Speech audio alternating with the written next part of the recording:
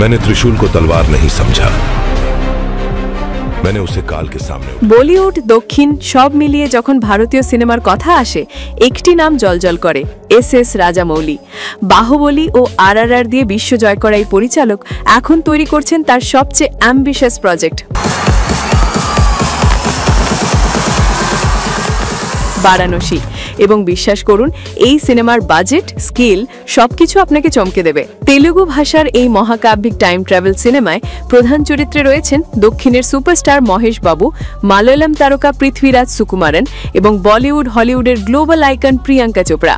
ইতোমধ্যেই প্রকাশিত হয়েছে 3 মিনিট 37 সেকেন্ডের টিজার, যা এক কথায় মাইন্ড ব্লোয়িং।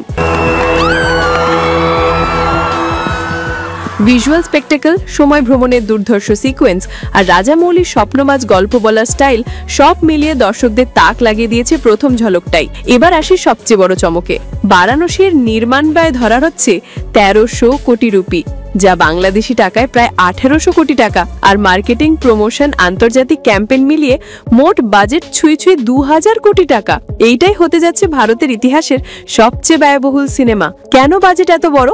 কারণগুলো হলো আন্তর্জাতিক লোকেশনে শুটিং, অত্যাধুনিক VFX ও CGI, বিশ্বমানের টেকনিক্যাল টিম, তারকাদের পারিশ্রমিক এবং রাজামৌলির বিশাল ভিশন। ট্রেড অ্যানালিস্টদের মতে রাজামৌলির ভিশনের তুলনায় এই বাজেটও কম। সিনেমার একটি গুরুত্বপূর্ণ দৃশ্য রামায়ণের ঘটনা থেকে অনুপ্রাণিত, আর পুরো সিকোয়েন্স ধারণ করতে টিমের লেগেছে 60 দিন।